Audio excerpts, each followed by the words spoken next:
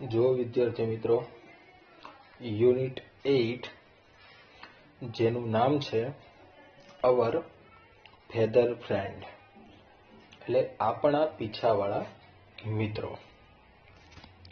તો ગયા વિડિયો લેક્ચરમાં મિત્રો આપણે જોયું હતું કે ખૂબ જ સુંદર અને તાજગીભરી સવારમાં શુભાંગી તેના પરિવાર સાથે પોતાના બગીચામાં ચા અને નાસ્તો કરતી હોય છે.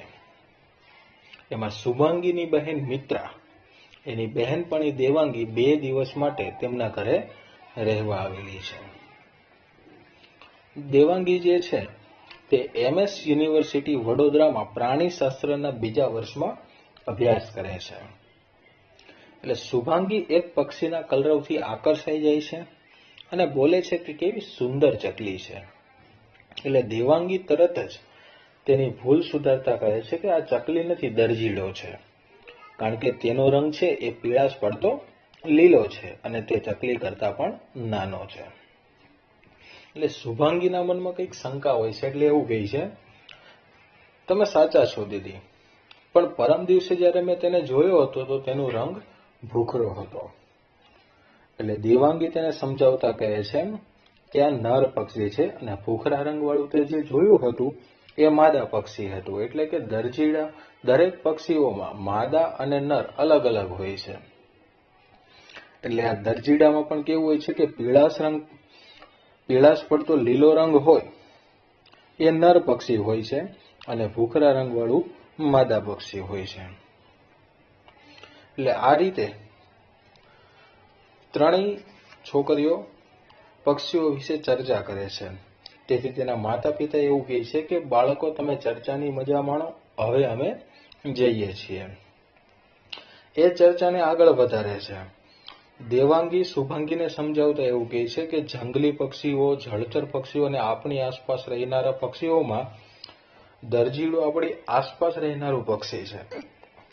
તે તેના માળાને લીલા પાંદડા અને ઝાડના રેસાથી સીવીને બનાવે, તેથી તેને દરજીડો કહેવામાં આવે છે. એટલે શુભાંગી એવું કહે છે, સારું છે, પણ માદા પક્ષી અને નર પક્ષીના રંગ કેમ જુદા હોય છે? આપણા રંગ તો સરખા હોય છે. એટલે દેવાંગી એને સમજાવતા એવું કહે છે કે અરે ચુલબુલ, પક્ષીના મુખ્ય 2 પ્રકાર હોય છે, એક શિકારી પક્ષી અને બીજા નાના પક્ષી. શિકારી પક્ષી જે હોય છે એ ખોરાક માટે શું કરે છે તો નાના પક્ષીઓનો શિકાર કરે છે. માદા પક્ષી પોતાની જાતને શિકારીઓથી બચાવવા માટે ઝાંખું હોય છે, કેમ કે તેને પોતાની પેઢીને આગળ વધારવાની હોય છે. શુભાંગી કહે છે, ખૂબ સરસ, કુદરતની કેવી કરામત છે. પછી મિત્રા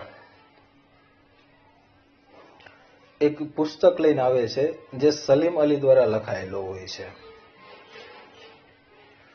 જેમાં પક્ષીઓ વિશે ખૂબ જ રસપ્રદ માહિતીઓ આપેલી હોય છે.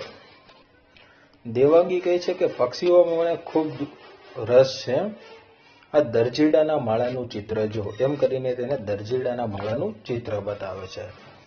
એટલે શુભાંગી કહે છે એ તો ખૂબ જ સરસ છે, અદ્ભુત છે. તો ચલો વિદ્યાર્થી મિત્રો, હવે આપણે આગળ જોઈએ. Devangi says, let's talk about another interesting bird. કે આપણે બીજા રસપ્રદ પક્ષી વિશે વાત કરીએ. Look, this is Indian grey hornbill.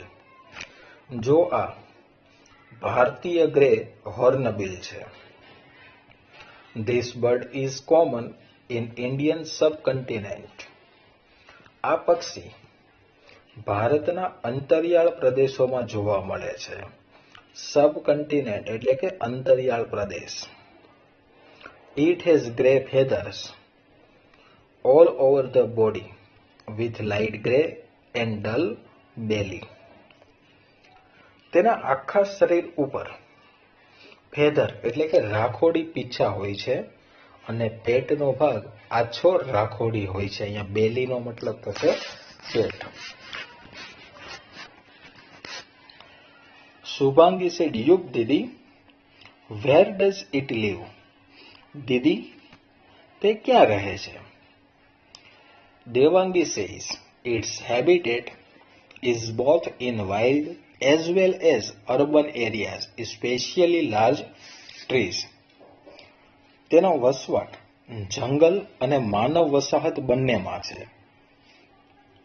Urban એરિયાઝનો મતલબ થશે માનવ વસાહત અને ખાસ કરીને તે મોટા વૃક્ષો ઉપર રહે છે. અહીંયા હેબિટેટનો મતલબ થશે વસવાટ અથવા તો રહેવાની જગ્યા. Shubhangi says, its beak is quite strange, isn't? શુભાંગીએ કહ્યું તેની ચાંચ કંઈક વિચિત્ર છે, નહીં સ્ટ્રેન્જ એટલે કે વિચિત્ર. Devangi said, yes dear. હા વહાલી. its beak or bill has an extra portion like a horn and that's why it is called hornbill. હા પ્રિય, તેની ચાંચ પર શિંગડા જેવો વધારાનો ભાગ હોય છે. અહીંયા બીક અને બિલ બંનેનો મતલબ થશે ચાંચ અને એક્સ્ટ્રા પોર્શન એટલે કે વધારાનો ભાગ અને હોર્ન એટલે કે શિંગડો. એટલે શું કહે છે કે તેની ચાંચને શિંગડા જેવો વધારાનો ભાગ છે અને તેથી જ તેને હોર્નબિલ કહેવામાં આવે છે. One more interesting thing is that it nests in hollow of tall trees. કે વધુમાં રસપ્રદ વાત એ છે કે તેનો માળો ઊંચા વૃક્ષોના પોલાણમાં હોય છે. હોલો એટલે કે પોલાણ. The female enters the nest hollow and seal it by the using mud pellets supplied by the male. માદા પક્ષી માળાના પોલાણમાં દાખલ થાય છે અને નર દ્વારા લાવવામાં આવેલા કાદવ કીચડથી તેને ઢાંકી દે છે. મડ પેલેટ્સ એટલે કે કાદવ કીચડ. The male takes care of the female and its newborn chicks. નર પક્ષી માદા પક્ષી અને તેના નવા જન્મેલા બચ્ચાઓની કાળજી લે છે. It supplies food to the mother and chicks. તે માદાને અને બચ્ચાને ખાવાનું પૂરું પાડે છે. Shubhangi says, what a caring dude. કે કેટલો કાળજી લેવા વાળો છે. Devangi said, such a difficult task to feed the whole family. કે આખા પરિવારને ભોજન પૂરું પાડવું કેટલું મુશ્કેલ કાર્ય છે. અહીંયા ફીડનો મતલબ થશે ખવડાવવું. For the whole day it has to collect food. આ માટે તેણે આખો દિવસ ભોજન ભેગું કરવું પડે છે.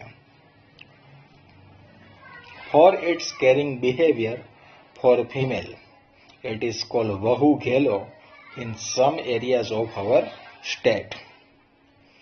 તેના માદા તરફના આવા બિહેવિયર એટલે કે વર્તનના કારણે આપણા વિસ્તારમાં તેને વહુ ઘેલો કહેવામાં આવે છે. Meaning one who tax extra care of his wife. મતલબ કે તે નર જે પોતાની પત્નીની વધારે કાળજી રાખે છે. Shubhangi said, wow, that's great. અરે ખૂબ જ સરસ. My teacher also says that we should be helpful to others. મારા શિક્ષક પણ કહે છે કે આપણે બીજાને મદદરૂપ થવું જોઈએ. May I ask one more question? કે હું વધુ એક પ્રશ્ન પૂછી શકું? Devangi said, sure dear. વહાલી જરૂરથી. Shubhangi says, when I visited my friend Nazmin's home in the Polo forest, I saw many nests of weaver bird on bubble tree. કે જ્યારે હું મારી બહેનપણી નઝમીનના ઘરે પોલો ફોરેસ્ટમાં ગઈ હતી ત્યારે મેં બાવળના વૃક્ષ ઉપર ઘણા સુગરીના માળા જોયા હતા. અહીંયા વેવર બર્ડનો મતલબ થશે સુગરી અને બબુલ ટ્રીનો મતલબ થશે બાવળનું વૃક્ષ. સો બ્યુટીફુલ, ખૂબ જ સુંદર હતા. How do they build their nest? તેઓ પોતાનો માળો કેવી રીતે બાંધે છે? Devangi says, look at this picture in the book. જો પુસ્તકમાં આ ચિત્ર દેખાય છે, it is a weaver bird. તે સુગરી છે. The bird is known as sugari in Gujarati. ગુજરાતીમાં તેનો અર્થ સુગરી થાય છે. Meaning one who builds beautiful house, જેનો અર્થ છે કે જે સુંદર ઘર બાંધે છે. Almighty has gifted us different skills. કુદરતે આપણને જુદી જુદી આવડત આપી છે. ઓલમાઇટી એટલે કે ભગવાન, ખુદા, ઈશ્વર જે કહીએ તે.